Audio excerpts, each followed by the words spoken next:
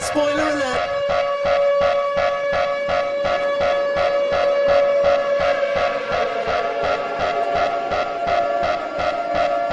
Welcome to Spoiler Alert. I'm Ryan. And I'm Dustin. All right, and Dustin just dropped something today that he wants to tell you all about. Hey, are you someone who is curious about sex and relationships? And why does this sound like a commercial? Well, that's because today I dropped the first 4 episodes of Sex Party, my brand new weekly sex and relationships podcast. You can find it everywhere podcasts are available and on YouTube. Sex Party with Dustin Rybka. Hope to see you there. Yeah. Awesome. All right, so the Super Bowl happened, and the Bengals shit the bed. Oh, man, right at the end, too. Yeah, I was really hoping for the Bengals to win, but LA football really wants to be a thing. Oh, yeah. I just felt the fix was in for that game. Yeah, I mean, the narrative was Stafford and his wife the whole way through, and yada, yada. And you know what? I'm cool with that, dude. LA deserves some football, whatever. But yeah, this was a chance for Ohio, where we're from, to finally, like, I don't know, be in a conversation that's like that's like, you know, an NFL conversation. And man, like what they had a shot. I mean, they were ahead for, like, I don't know, a third of the game, 2/3 of the game. And then it would have been a hardcore conflicting Super Bowl for me if my Niners went to the Super Bowl instead of the Rams. But then the Rams lost just in that nick of time too. So I was like, go Bengals. Great. Even though I come from a Browns family. Oh my God. Did they know you rooted for the Bengals? Yeah, I was rooting for the Bengals, but I come from a Browns family. What would your family do if they found out you were rooting for the Bengals, though? Well, you were kind of obligated to rooting for the Bengals because it's an Ohio team. Sure, that's true. My brother, who's an English teacher, is a diehard Browns fan, and he was rooting for the Bengals. Yeah, I mean, it looked like they had that fucker wrapped up. I mean, you know, they just had to hold him off for a couple of minutes, and they did, and then they didn't. Yeah. But you're not here for us to talk about sports.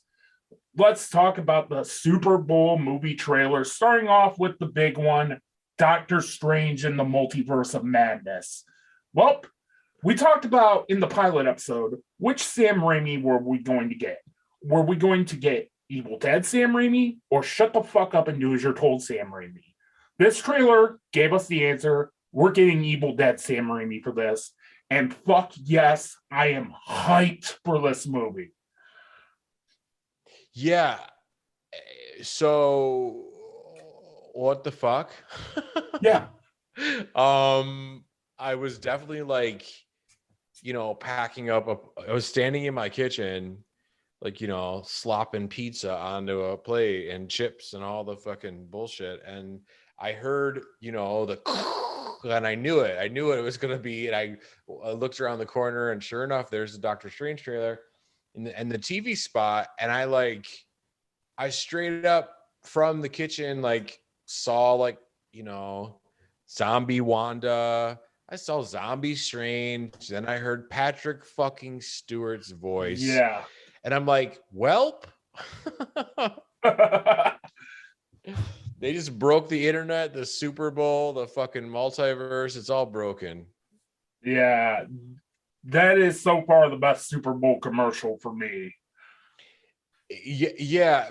I mean, come on. I mean, dude, hands down. And I think that, you know, even if it takes a couple extra minutes, like, we gotta, like, dive in a little bit because I have so much stuff. Oh, yeah. I need to get off my chest. This trailer. Okay, so straight away, in my top 20 favorite films of 21 video, because I'm so fed up with toxic fandom, I called something the Snyder Gun rule, where I said any comic book movie must be a 5-star film to qualify for my favorite films list. 4.5 for an honorable mention. Sure fucking enough, we have 3 potential 5-star comic book movies coming out with Doctor Strange, the Batman, and Spider-Man Across the Spider-Verse. Yeah, I mean, dude, I mean, Revenge of the Nerds, right? I know, right? Like I fucking love it. I mean, it's amazing because Spider-Man was so fucking good. Mm-hmm. And again, I know you're kind of a Marvel hater because you think you're more of a DC dude. You think it's cookie Yeah. cutter, like whatever. But here's the Mhm. thing, Marvel has I mean, listen, if Marvel wasn't a thing, and if all these filmmakers had their way and Marvel wasn't around, we wouldn't have a box office to have a show to talk to people about. Right.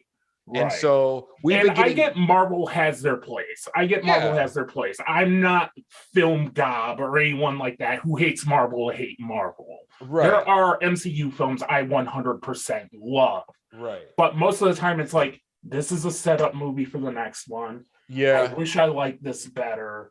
sure, yeah. I mean, I'm a diehard Batman fan, okay, and so I was kind of wondering why I wasn't resonate, like why the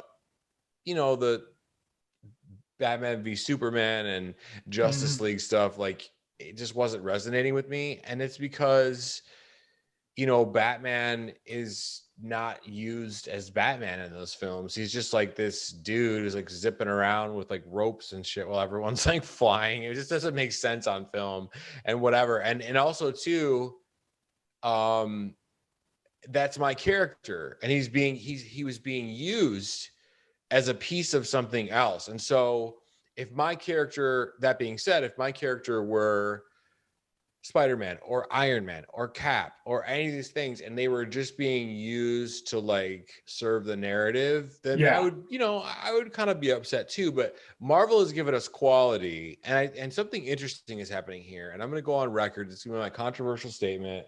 Maybe it's not even that controversial, but like, this is what I think. I think that when we were all hyped for Spider-Man, will they, won't they? Are the three Spider-Men coming? Yada, yada, yada, right? And then we got our answer. They all three of them Mhm. showed up. Charlie Cox showed up. Mhm. And all the bells and whistles that come with that. We got Kingpin that same week. Everyone's freaking out, right? Whatever. Then it was wrapped up. And at the end, we get the little stinger of the Doctor Strange trailer, and it was like, oh, he's breaking the multiverse. There's different versions of Strange. Does this mean what if? Da da da da. Then they showed this trailer, okay, and if let me just say this right off the bat, if they are dropping Patrick Stewart's voice in a TV spot, the first TV spot, 3-4 months before the movie even comes out, then who the fuck is in that movie? Because now Exactly. I think this is what's happening. Everyone thought they'll never give us all three Spider-Men, but they did, and we're like, oh my god, I can't believe they did that. I can't believe they did that. Doctor Strange looks even crazier. What if Doctor Strange is crazier? What if it's like that's the multiverse movie that all these people come through? Because for a while, everyone thought all these characters are going to come through at the end of Spider-Man, and they didn't. They Yeah. spoiler alert, but they stopped it, right? So then Yeah. it's, oh, they're going to come through in Strange. They're going to come through in Strange. Da, da, da. And now it looks as though that may happen. But here's what I think. I think that the setup that started in Spider-Man No Way Home continues in Strange, and I think it's going to lead to Secret Wars. I Yeah. think that the X-Men universe or pieces of it or whatever, and this and whatever other universes they want to use are going to have to battle with becoming the prime timeline or whatever it is. All the Loki stuff, I think it's all going to come together in Secret Wars or something like Secret Wars. But I think that they're going to give us another big taste of the cameos and the Illuminati and all those people. Mm-hmm. And then we're going to get a giant blowout 2.5 hour. Everybody and their brother is in fighting each other craziness. That's going to be, Yeah. it's going to be build up to, and that's going to be the next MCU conflict, because I did see a theory that said, what if we find out that the MCU we know of that we've come up with these last 12 years is not the prime timeline. We're just and the prime timeline, you know, it involves Wanda bringing mutants in, or mutants were snapped out of existence a long time ago, or whatever it was, you know, sort of thing that was happening, which is really, really interesting. Also, too, you know, and the And show even is then, I think Secret Wars is a limited series. I think they some, just announced that as a limited series for Disney Plus. so that's Secret Invasion. Secret Invasion. My bad. Yeah, I would know. I did the same thing before we started the show. I was looking at it. I was like, no wonder, because everyone keeps talking about Secret Wars. Like, they can't do a Secret Wars movie. They're doing a Secret Wars show, and I'm like, wait, no, that one's Secret Invasion. So I think that we're gonna get, and if it's not called Secret Wars, it'll be something else. Mm-hmm. But like, I think that concept of all these timelines fighting to cancel each other out, and like we keep what works and get rid of what doesn't. I mean, Yeah. dude, the thing is this. This is my last piece, and I'll throw it over to you. It's just I got to get it off my chest because it's killing me. I did see something online today before we started the show, and I hope it's not true. But if it is, it's definitely a spoiler. But it looks kind of corny, and I don't think it's real. But it's very interesting, and that is that apparently the rumor is that in the climax of Doctor Strange 2, Multiverse of Madness, that the Tobey Maguire Spider-Man is going to somehow be involved. He's going to try and stop what's happening comparatively because of what he saw Tom Holland do. Okay. Mm-hmm. And Wanda is going to kill him. And even then, wasn't he wounded at the end of No Way Home? Yeah, he was like stabbed or whatever. That's kind of an interesting angle, actually. It really is, because I mean, could you imagine the world gets Tobey Maguire back and then Wanda kills him? Yeah, and you can just imagine the discourse on that from a certain movement. I'm sure. Yeah. Well, going to Wanda, they're clearly setting her up to be the villain, but some people on Twitter are taking it as hashtag girl boss status. Like, you mess with the timeline, you're good. But if I do it, I become the enemy. And I'm loosely paraphrasing here. Yeah. Wanda, you enslaved the whole fucking town. Peter Parker thought it was build a spell. I don't know, man. I gotta disagree with you here because I think she's got a point. Like, Strange messed with everyone. He was like, let's fucking gaslight all of reality. Yeah. And you know what I mean? And Peter's like, we can do that? Okay. Can I get a hot dog? Can I have cheese on it? Can I have mustard? And then, you know, obviously whatever. Yeah. The spell broke, but he definitely he went into everyone's brain in the universe. And no one is in the right here. Peter, Strange, and Wanda are nowhere in the right. Yeah, these people are criminals for sure.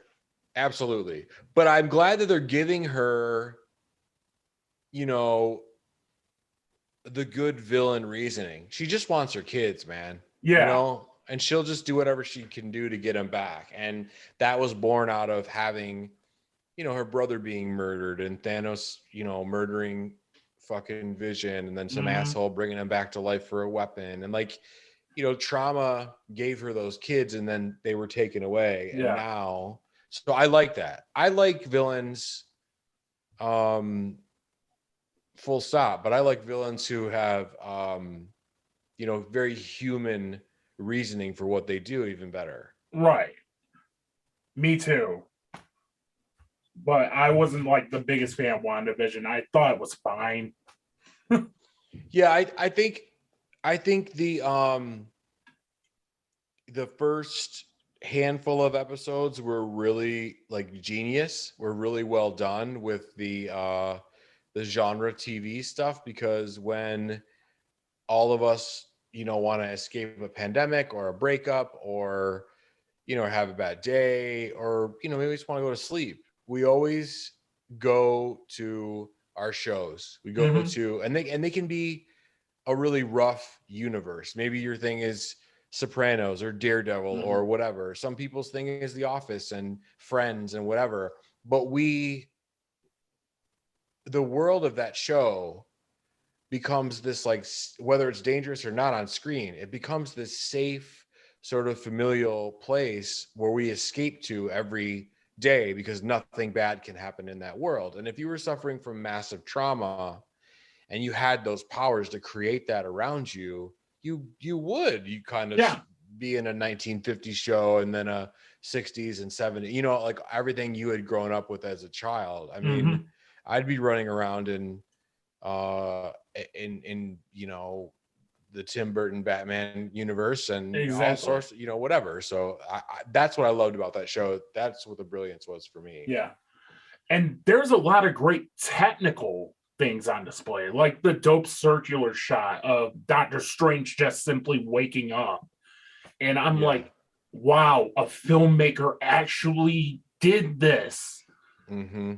And Yeah. actually, I'm thinking one of my Case 4 episodes is going to be on Eternals because it doesn't deserve the hate it gets, because that film looked like a filmmaker did it. You could tell there was ambition behind it, besides making another cookie cutter MCU film. Yeah, and I would love to know what direction she got from Feige and gang, because there's stuff in that film that, and people will call it plot holes or whatever. I don't think it's that serious. I think that, you know, they do mention Superman, they do mention Batman. Like, you know, Mm-hmm. she makes a film and it's like they never, you know, Marvel doesn't seem to release its films until they have been audience screened, you know, test screened like 150 times, which, you know, Yeah, more. and that's like my main problem with Marvel movies. They're all four quadrant focus group approved.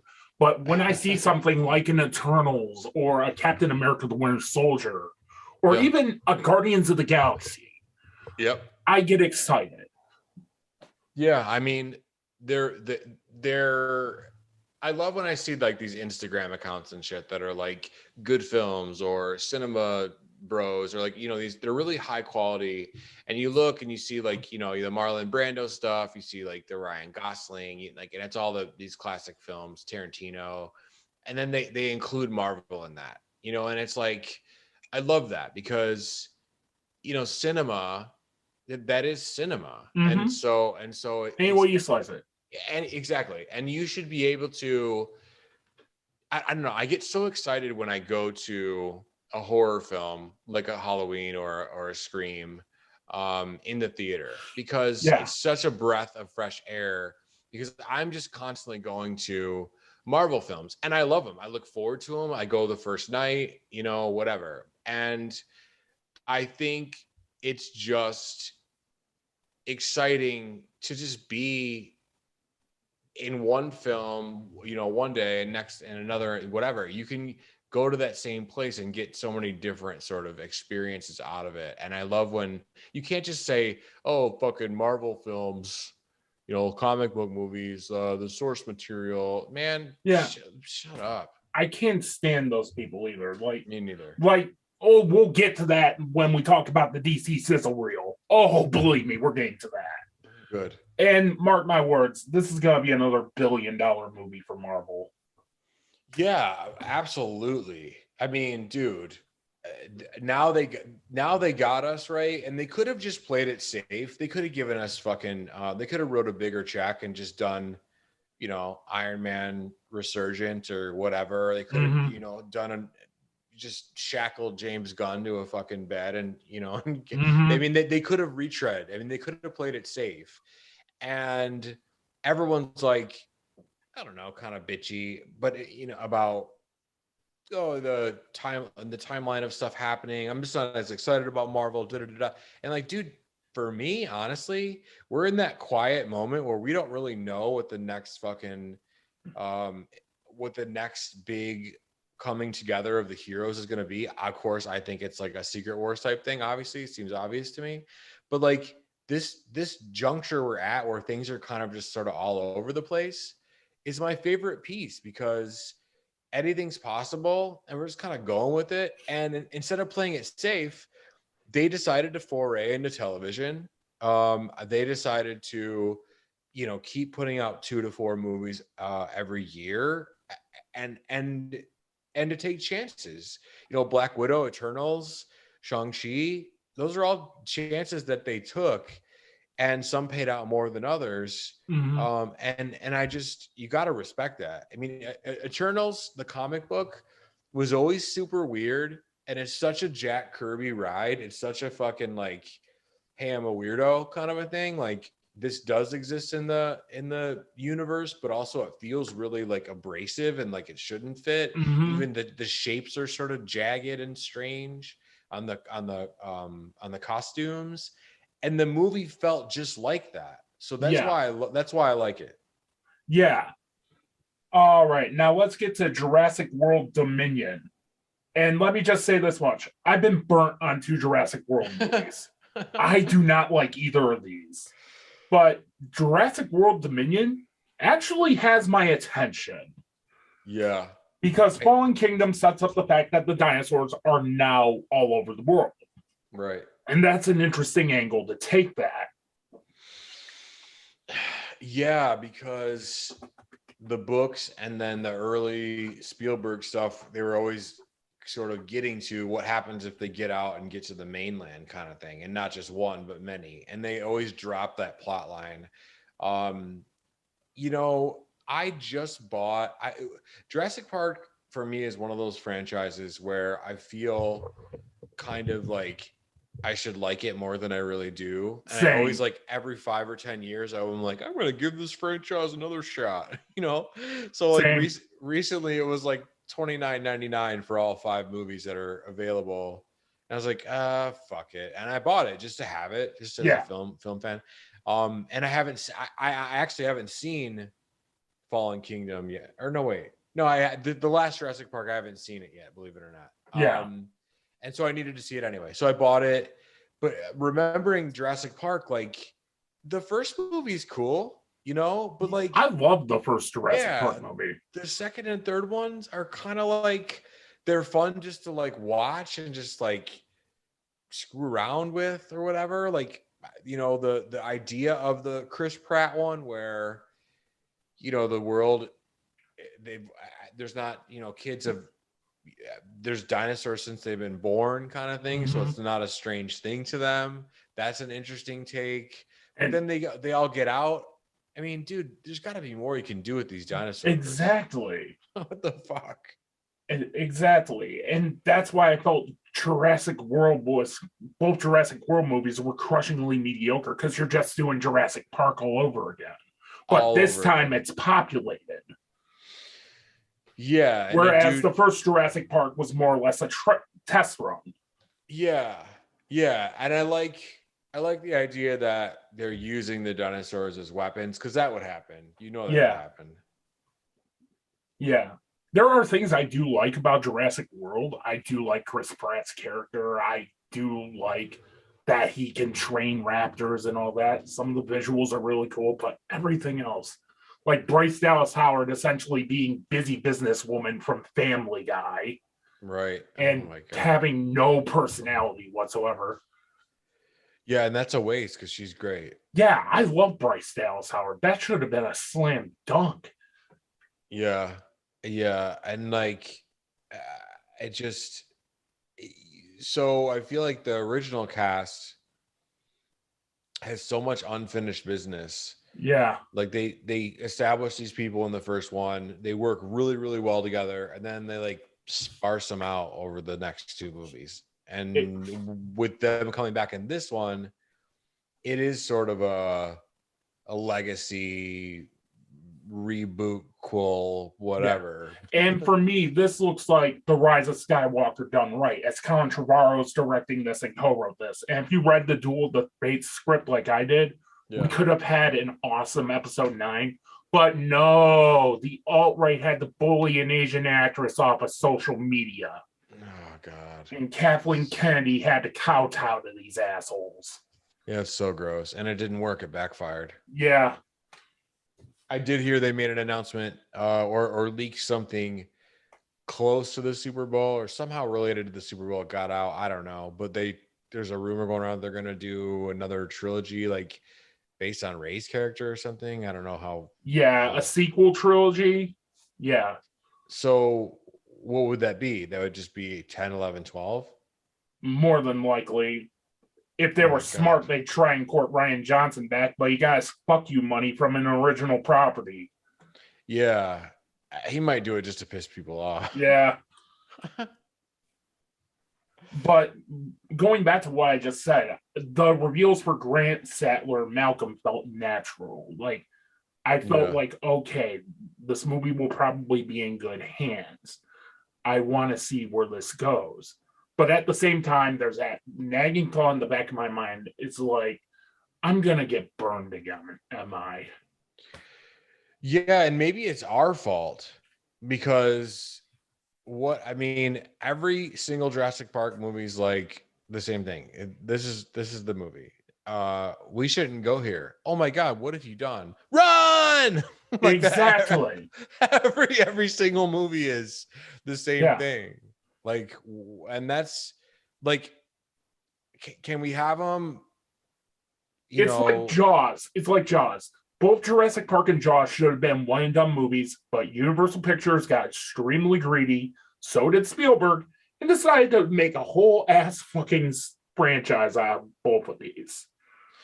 Yeah, I mean, and there were 2 or 3 books, right? I think so. That's great, but the books seem to be totally different from what the films are. Yeah. And one was on the island, the second one was on the other island, the third one was up back on the first island, and like I don't know, the fourth one takes place on a completely separate island. I don't know. Yeah, it's a lot, dude. It's a lot, and it's like maybe it's our fault for allowing these people to just keep retreading the same fucking plot over and over again. Yeah. I don't know. But maybe they'll stick the landing. maybe it will. All right, so let's get to the DC Sizzle Reel with the first looks of Aquaman, The Lost Kingdom, Black Adam, and The Flash, and with the teensy bit of Batman footage spliced in. Right.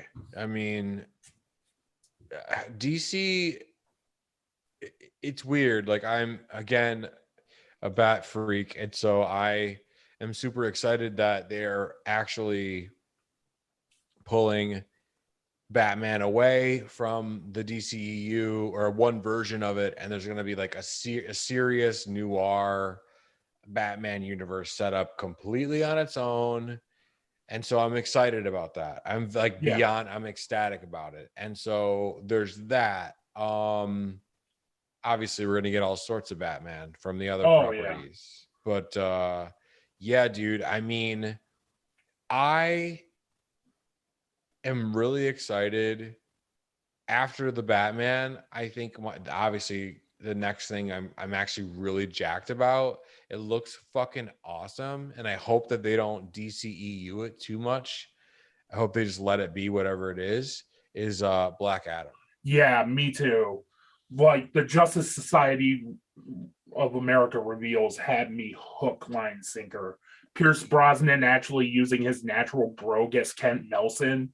Like when he was announced, I'm like, shut up and take my money. That's great casting. Yeah, and just like the tiny clip of him talking to Black Adam and saying like, it's like 10 seconds, and it had me like, holy shit. All it is him holding his helmet and talking. Yeah.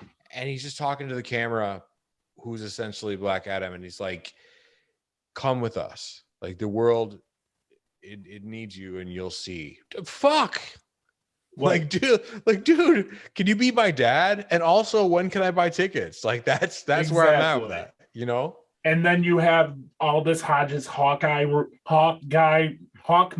duh. There's so many Hawk heroes. Yeah, there's a lot. That Hawkman reveal was insanely dope. Dude, and then I can't wait. It segs to Michael Keaton doing a voiceover for the Flash segment. Mm-hmm. Which, speaking of, I wish I could go into any movie and make my fucking mind up about it already with my preconceived notions. Well, yeah, I mean, this is either going to go incredibly good or it's going to go incredibly bad. I don't know that there's an in between in terms of like, I think they're smart to try and reset because they really painted themselves not into just one corner, but into multiple corners. Yeah. Especially with Ben Affleck saying he's done. Yeah. And even if he weren't, right? Mm-hmm. Even if they continued, even if they called up Henry Cavill and said, hey, man, we're getting the band back together, I still think they'd have massive problems. And of course, you have these people who think that David Zaslav is going to come riding in on a white horse, restoring the Snyderverse, when David Zaslav's ideas for DC would be to dress up the contestants of Guys Grocery Games as DC characters. Oh my God. Like he's a gnome penny pincher. What do you think he's going to go with? What do you think he's going to go with? Niche toxic fandom or something more positive? I mean, at this point, I would love to see the Guys Grocery Game pitch play out, to be honest. Yeah. I would pay good money to see that. I think that from what I heard, there's some serious cameos that we're not aware of coming up in The Flash. So maybe we'll get Henry Cavill finally. It's got to be Cavill. It's got to be Cavill. Yeah. But I'm going into this with an open mind. Me too. With every movie I see, I go into it with an open mind. Like, for example, when I reviewed LaQuisha, I watched this and I was like, I'm not sure if I want to do a video on this. This man clearly looks like he had a low budget. Yeah, it sucks, but you can tell his passion is there. And then there's this black woman who's the visual approximation of what LaQuisha would look like, who is painted out to be the villain and rightfully wants a 70-30 split of these profits. And then she takes over the show. And then the radio programmers don't notice that his voice went 5 octaves higher and she's giving shit advice. And then she has a confrontation with the main character. And then she had the gall to say, I messed up. You're a better black woman than I am. To the white man. I'm like, I'm fucking done. This movie's getting roasted and toasted. Yeah, that's problematic to say the least. And then he gets like a self-insert Oscar scene after this. I'm like, no, you don't deserve an Oscar scene after this. Fuck you. Dude, I mean, things are so messed up with DC, and like, I mean, you want it to be that article you see, right, where you're like, you see your news pop up on Google or you open Instagram or whatever, and you see the fucking headline. And it's like, you know, DC saves its, or Warner saves DCEU and brilliant stroke of genius. Like we all want that. Yeah. But the thing is, like, you're taking DC into like 20 different directions. Some of them really great, and some of them, yeah. But the problem is what the fuck? Like, listen, you screw up one time, okay. Screw up twice, okay. 3 times, sure. But like anything more than that, and you're doing it on purpose. And like, the idea that they haven't gone out and said, who is the most knowledgeable, who is whatever, like, or like, let's take a run at Kevin Feige. Let's just fucking mortgage. I mean, Warner, you know what I mean? Like, apparently Ben Affleck wanted Bruce Timm for the head of DC. Nice. And Warner Brothers said no. I'm like, are you fucking stupid? Like, you're Kevin Feige right there. Exactly. And that's not to say like Walter Hamada isn't doing a bad job. He's doing a solid job. But you'd want someone who's knowledgeable of DC, who knows what fans want. Maybe give them Zack Snyder's Justice League 2 and 3. one thing I think David Zaslav will probably do is release the air cut, because there's probably like 5 million of post-production stuff that needs to be done. Going back to me saying he's a known penny pincher. Yeah, I mean, it would be really smart for a new guy to come in, cut a check, get it done, let him go fucking bonkers and try to outdo fucking Zach, or bring in Zach, or they work on it together, whatever, and they put it out. Who the fuck wouldn't do that? I mean, their subscriber base would just fucking blow out. And imagine how internet breaking it would be. That was just announced that Peacemaker season 2 is happening. Imagine how internet breaking it would be if Zack Snyder and James Gunn collaborated on the season premiere of season 2. Dude, amazing. That would be God tier. Yeah. Can I just say a real quick sidebar? Like when I am so in love with the Peacemaker. Well, first of all, the show is just fucking incredible. But that's probably going to be my next deep dive, because I started hating the show. I wasn't impressed by the first 3 episodes, but as it progressed, I was like, I gotta do a video on this and how you should stick with a show no matter what you think of it. Yeah, and like so, and the opening song and the dance number is so good, but like it's so good that it's become something that I'm doing in my head all the time. So like when something weird happens in my life, like the song will just start playing and it'll be you really yeah. like I'll be at, let's say I'll be getting food or something, and I'll be ordering food, and they'll say, oh,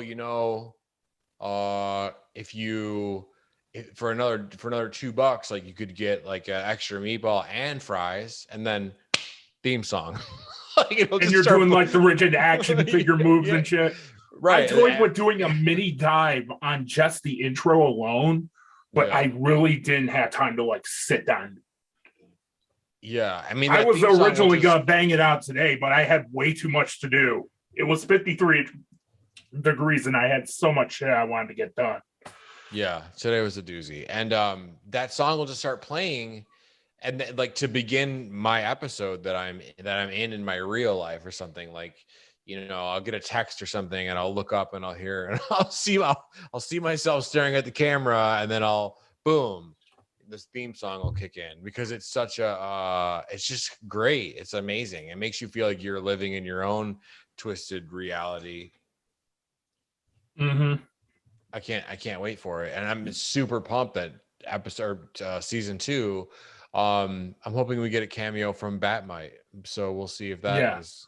I want to see where it goes, but at the same time, it's like, give these movies and series a chance, right? Like, you have these people literally thinking that Walter Hamada has the Infinity Gauntlet and he's gonna Thanos snap all of Zack Snyder's movies out of existence, whereas Zack Snyder's movies are the foundation for this franchise, including the Suicide Squad and Peacemaker.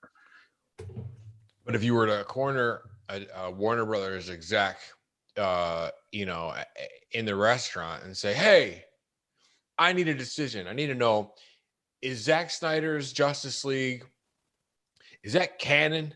They would be like, who's making the movie? Is it? Like they wouldn't, and they're running the studio. Whereas if you walked up to Feige and you said, "Hey, in that episode of Wanda, when she bends down to tie her shoe and she kind of goes in from the left, is that because her back hurt from fighting Thanos?" And he'd be like, "Yeah, actually, she did suffer an injury from it." And we'd have the whole explanation. And that's the difference why one is successful and one is just not success. Like, even if it is successful, it's like, it's burned. It's brutal. Like, if this Flash thing doesn't work, it's gonna be dangerous if this doesn't work. Very dangerous, because at that point you've got a handful of stuff that works and you got a handful of stuff that doesn't. And then you have toxic Snyder fans on Twitter already sending Christina Hodson death threats over this. out in the open. So dumb. And So that's dumb. what I'm worried about with this. Not just for the movie and franchise as a whole, but for the people behind the camera. Jesus. Yeah, it's bad, dude. It's like really stupid. It's like I feel like there's just like a certain kind of person that just fucks everything up for everyone. Like, Yeah, and these same toxic Snyder fans are always like, well, these Marvel fans started it first. Like, no, they weren't actively sending death threats to Chris Stuckman and Clark Wolf, asshole. yeah, the only thing that I see some of the fucking jack off boys fucking come for on Marvel's end is they just can't, like, some people are so triggered by Brie Larson. It's just insane. Yeah, it's like, and I didn't like Captain Marvel, but I'm not going to make a 5-hour long video as to why I fucking hate that movie. Yeah, or like a video that's 18 minutes long about Brie Larson stumbles a new sponsorship deal with crypto brand. It's like, Yeah. what the fuck, dude? It's clear, and there's like Or a something picture as of her stupid as face. Brie Larson sneezing. Dude, it's like it's like just doing it. It's like they're like waking up and choosing to wear a shirt that says like, I'm a douchebag. You could probably guess, where I live and how much fucking bullshit I peddle online. Like, they're choosing to do that. Like, who would you waste that much energy? Imagine like cutting together a fucking a super cut of like Brie Larson, like, screwing up a dialogue piece or something, like, Yeah. over and over again to make her look bad, and like trying to I choose like wish I didn't have that much of a life. Okay. I am super busy on all ends. I have a full-time job. I do New Realms Media. I do photo shoots. I barely even have time to do deep dive videos. I'm not going to sit there and make a bunch of shit post videos. yeah, just for them to get a bunch of idiots like, all right, man, cool, or whatever. Mm-hmm. All right, now let's talk about something more positive. Sonic the Hedgehog 2. Yeah, so I didn't see the first one, just putting that Yeah, out the there. first one, this is why I say I always go into a movie with an open mind, because every trailer I saw for it, I'm like, oh my God, this is cynical trash. There is no way I'm going to like this movie. And then it was Discount Tuesday. What the hell? It's $5. I'll watch it. Nice. And I ended up liking it. I mean, it's not a masterpiece by any means, but it's a solid movie. Yeah. Like, yeah, it does have some of those cynical kids movie pratballs, like fart jokes and all that, but they do respect the lore. They even pay tribute to some levels. Like, you see Mushroom Hills, the name of the town, and that's a level in Sonic and Knuckles. And Right. Sonic 2, they're going hardcore into the lore of Sonic the Hedgehog. That's what I'm loving about this, because you're seeing like homages to Sky Chase Zone, where Sonic's on the plane and Tails is flying it. And then you see the big final Death Egg robot you fight in Sonic 2. So my 8-year-old self was squeeing with joy. My inner 8-year-old was squeeing with joy because I fucking repeat play Sonic 2. Yeah. I mean, and all those games are on mobile now too, right? Yeah. Yeah. True story. Like, my car broke down, and to keep my sanity, I just played Sonic 2 until help came. And I was on the corner of Central and Chapman, which was like kind of a netty no-no area to be broken down at. So I was like, okay, Sonic 2.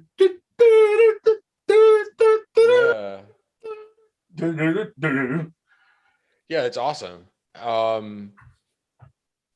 I never understood. I mean, I get it. Well, again, like, Nintendo, they don't have, like, Sega just put all their fucking games on iPhone, and Nintendo doesn't, and it's so weird to me because they could be getting the the 3DS or the Switch or whatever the fuck that is that they have.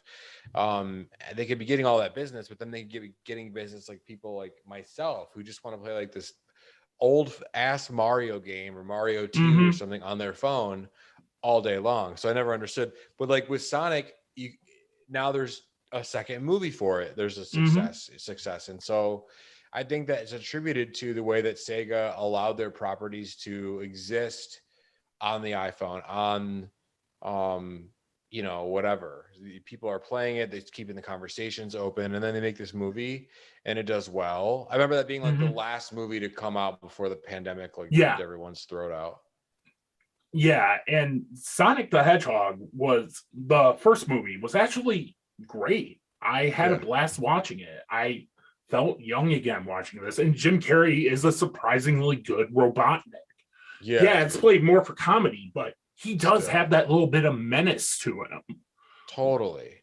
And I'm like, oh, and when I saw Jim Carrey in the trailers, I'm like, this is not going to work. And just when I thought that this wasn't going to go and work, Jim Carrey totally redeemed himself. Right. Yeah, that movie dropped a trailer and everyone's like, oh my God, Sonic looks horrible. He looks so scary. And they're like, give us a second. And they took the trailer in like record time. It was like not even a month or something ridiculous. And even then, that VFX studio shut down because of that. That's crazy, dude. They're like, we're not letting this movie tank. They recut the movie with new animation. That's bonkers. Yeah. And to have it out more or less, and they delayed it like a couple months, I believe, because it was supposed to come out in 2019, I think. And then they delayed it a couple months because of that reason. Right. Yeah. Because of the negative backlash to that first trailer. Sure. And I saw that they, just yesterday, they greenlit Sonic 3 and also a television series on Paramount Plus based on the Knuckles character. Right. And speaking of, Idris Elba is a great fucking choice for Knuckles. Dude, can it get any better than that? Yeah. That's the type of voice I picture when I see Knuckles. Like that kind of like grizzled, like almost Jason Statham-y kind of voice. British, yeah. Like suave, like alpha. Or scary, but for comparison purposes, there's the Chip and Dale trailer that just dropped yesterday. That's one of those movies that's either going to be super awesome or super shitty. And I'm leaning more towards super shitty because I rewatched that trailer again and it just looks like what if that cynical lightsaber scene from Free Guy was a full ass movie. And they couldn't pitch up John Mulaney or Andy Samberg in that. Why? And I was a huge Chip and Dale Rescue Rangers fan as a kid. So naturally, when I saw they were doing a movie of that, which I had no knowledge of, I clicked on it. I'm like, okay, I like where this is going, but I'm worried. Yeah, I mean, I was more of a DuckTales guy. Yeah, me too. Kid or whatever. I really like DuckTales. By the way, I think it's super smart. Shout out to Disney for putting the whole library of episodes and the movies on Disney Plus. Yeah. I want Treasure of the Lost Lamp on Blu-ray. God damn it. It's probably on that Disney Movie Club shit. Oh yeah. Wait, is that on Disney Plus though? DuckTales Treasure of the Lost Lamp? Yeah. It probably is. I haven't checked. I think they have everything. But like so Rescue Rangers, I was a fan as a child, but not as big as like a DuckTales. I was into both of those shows completely. That, Darkwing Duck, Real Ghostbusters, those were all my jam. Yeah, so, I feel like, I mean, why are they not? So you said they're not really marketing John Mulaney or... They are, but the thing is they're using their actual voices, whereas in the cartoon, their voices are pitched up. Oh, I get it. I get what you're saying. Yeah. Okay. Yeah. And especially given with the whole John DiMaggio drama with Futurama, which bite my shiny metal ass on that revival idea. Yeah, I don't If know. you're not going to do it without John DiMaggio, no, I'm not interested. But we're just segueing way too much here. Let's go to nope. Yeah, dude. This looks really, really crazy good. Yeah. And the one thing I do love about this is that straight away, you don't know what it's about. You have the basic concept. It revolves around the very first motion picture. It's about the great granddaughter of the subject of that first motion picture, but you don't know where it's going to go. Right. And that's what excites me about this. I love trailers like this. Whereas with the Doctor Strange trailer, it's just straight up spelling everything out. Mm-hmm. Yeah, and like Jordan Peele,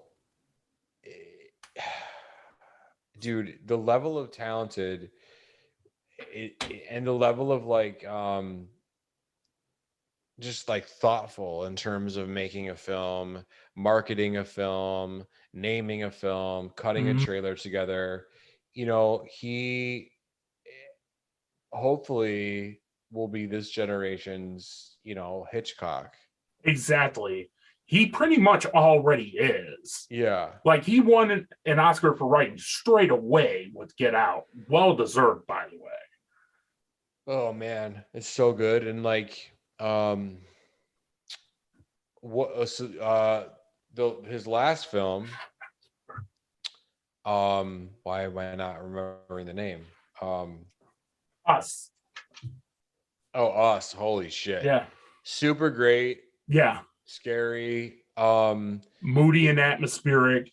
And again, with those trailers, you didn't know what was going to be about. Or that poster, you didn't know what it was going to be about. He paints these worlds. It's similar to like what Tarantino does. Yeah. Where you could have these characters just sort of sit around and talk to each other and not do anything, and you're entertained enough. But then they do something, and they do something weird, or something weird happens, or wait a minute, why are doppelgangers from everybody coming? Does that mean this is like? And you're so curious about how things play out in that world that you'll just watch anything, let alone something brilliant. So you get something brilliant on top of something just intriguing and beautiful. And this is no exception. This looks just like that. I'm like really excited. Yeah, me too. And I also love that Kubrickian reveal of from Jordan Peele in that trailer.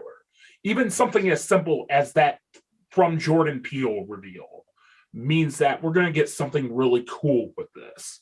100%. Yeah, his name carries weight, like Nolan, like like all the big dudes. Yeah, and he's 3 movies in. Like, this is going to be one of those filmmakers who's going to have one hell of an empirical run. Your Scorsese, your Nolan, your Spielberg. Totally. And I think he's going to open the door and probably reach down and help some really profound. I think he already has produced some things that are Candyman. Candyman. And that's a great fucking movie. And wasn't there a movie with Janelle Monáe Are you talking about Antebellum? That wasn't produced by him. That was produced by other producers of Get Out. Okay. It's directed by a white guy and a black guy, and you can tell what scenes the white guy wrote and what scenes the black guy wrote. It's pretty bad. And you already saw the twist, and the marketing was, don't tell anyone about the twist. Like 5 minutes in, I knew what the twist was. Right. Well, he just has like a mind where he's adopting these other interesting stories that are similar in tone through himself or his partners or his company. That he's gonna keep, putting those things out. He'll stick to his like every 3-4 years, drop a film kind of thing, take his time, which I think is the way it should be done. But also he's gonna bring other things to the forefront. And to think like he was part of Key and Peele and shit. Mm-hmm. It's really what a life, what a career. Exactly. And there isn't much to talk about, but I'm excited to see where Nope goes, to the point that I don't want to see another trailer for this. I kind of want to go in blind. Yeah. Because because us kind of shit the bed within its last 15 minutes, but I was at a 4.5 for most of that movie. I mean, I liked the final twist. I thought the final twist was pretty good. Mm-hmm. It made you rethink the whole film, which is what a good twist does. People were waiting for it to be just like Get Out, and it wasn't. Mm-hmm. And I thought that's what Yeah. its strength was. It scared the shit out of a bunch of people, which is Mm-hmm. good. I do like that parting shot of us, though. Like you said, that parting shot of us, where shit's getting real. Like, I kind of want to see an Us too, honestly. Yeah, and maybe he'll do something where a lot of these films are in the same universe or something like down the line like that. Because now that we've entered the shared universe phase of filmmaking, I think that every filmmaker would probably come to the forefront and say, like, yeah, these all kind of exist in the same, or or Tarantino, like, well, yes, there's two. There's one that exists in the proper Tarantino verse, and then there's the movies that the characters would go see. Like Kill Bill would be a movie inside the Tarantino. And it's like, oh, okay, I get it. Mm-hmm. So it's interesting to see what Jordan Peele's going to do, but this looks amazing, and it looks creepy as fuck. It looks really creepy. All right, now let's get to Lord of the Rings, The Rings of Power. Speaking of toxic fandom, holy shit. Yeah, I know. It's bad, dude. And honestly, I've never been a fan of Lord of the Rings. I mean, I know that that's going to get me burned by a lot of people, but I've never been a fan of. I saw all three films, original films, in theaters, and I really wanted to like these films, but I didn't read the books. I didn't have the backstory, and I felt like it really played to those people. You watching this movie, like, okay, cool, they're going on this adventure, the ring, I got it. I kind of did the same thing in Dune. I hope it's not too much exposition or whatever. And it wasn't. It was great. It kept it simple. Yeah. But with Lord of the Rings, you're like, oh, cool. We're an hour in, and they're like, this fairy person appears, and they're like, the tree people will help you, and the tree people can use their roots to call to the elder gods. And I'm like, wait a minute. There's elder gods as well as tree people. Where did you come from? Like, there's just in it for that reason. I'm like, okay. Whereas me, I love the Lord of the Rings movies, but I don't really feel the need to revisit them like every other day. Like, yeah, for real. Like, I'll watch them like every 5 years. Like, I have the extended editions on Blu-ray. Like, I'm due for an extended edition rewatch with the Rings of Power coming out. Right.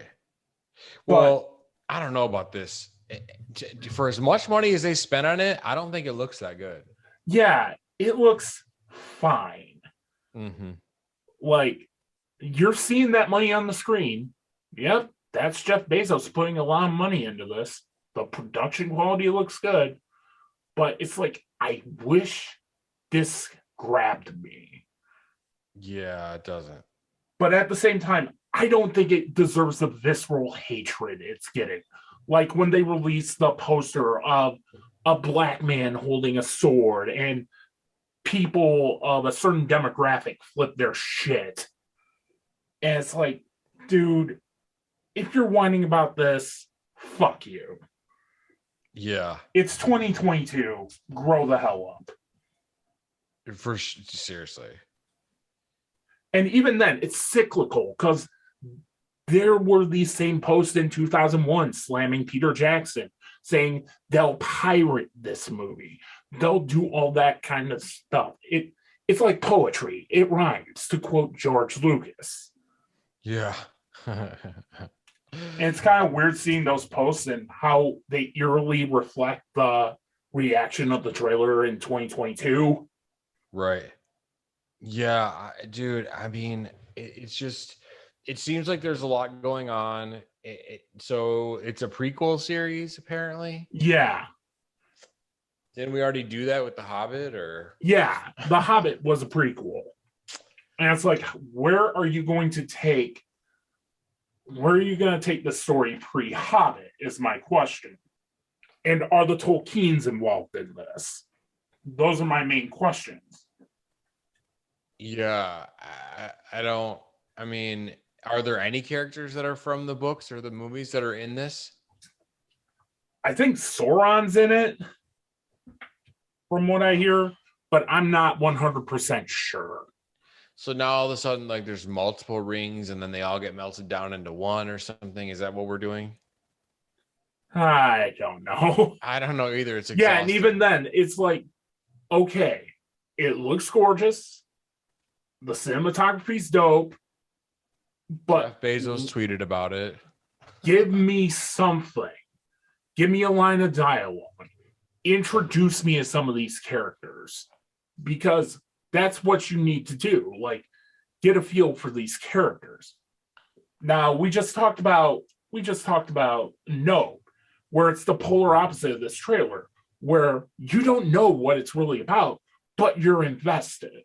Whereas Lord of the Rings of Power, it's like, come on, give me something. Yeah, it's a mess, dude, to be honest.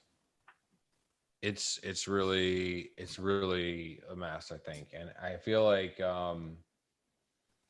it's just I don't know, man. I'm getting serious mistake vibes, and this is going to be an expensive mistake. Yeah. Imagine the memes they're going to make about Jeff Bezos after this. Oh, imagine the quartering geeks and gamers putting videos out about this. Oh my god. Fuck. Just imagine because they're going to have material for days. They're going to forget about Brie Larson if this tanks. Yeah, because everyone's like, oh, Jeff Bezos kept increasing the budget. Like, yeah, probably had nothing to do with it. Or maybe he did. Like, maybe he's like, I'll pay for it. You're getting hate on both sides because of this. You're getting hate from the left because it's Jeff Bezos. You're getting hate from the right because minorities are involved in this show. So stupid. This has to be like one of the all-time great TV shows. This has to be a Breaking Bad. This has to be a Sopranos. Yeah. And for all the money you're putting into this needs to be A++. This needs to be better than both of those shows I just mentioned. It does. And like, we know the bill before marketing is at like 456 million. I actually know someone who works as an editor on that show.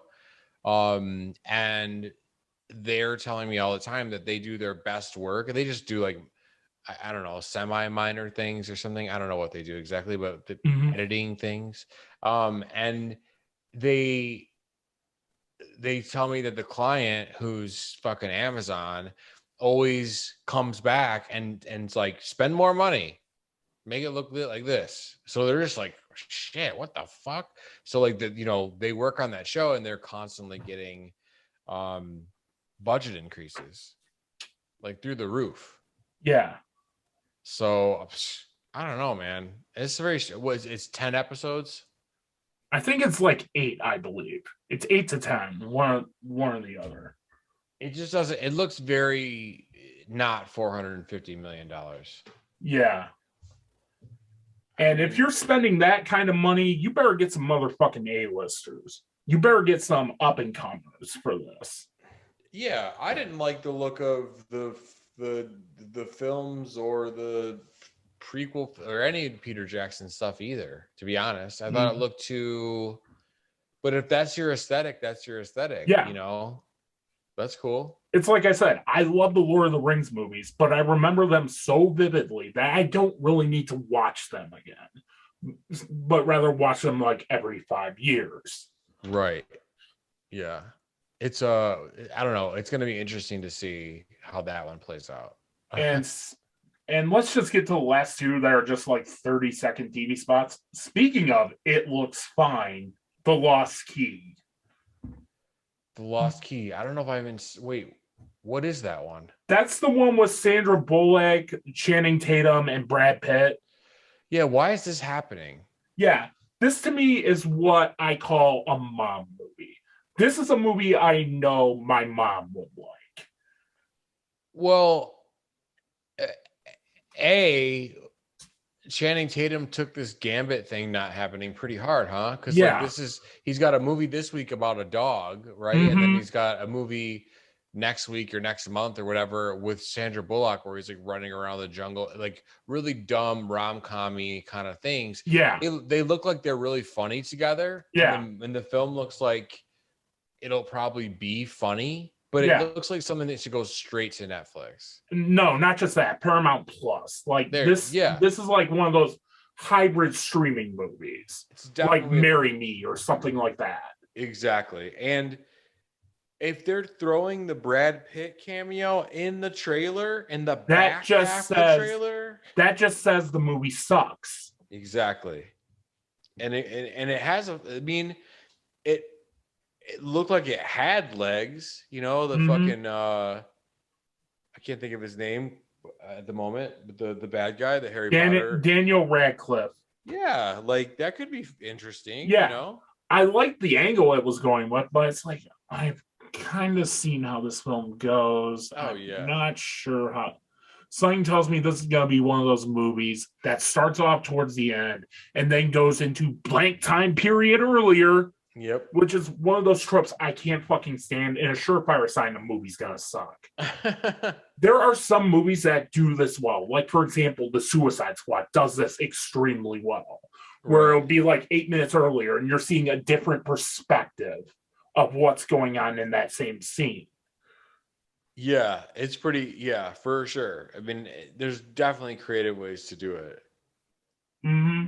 This But is yeah, not one of them. there's not much for me to talk about.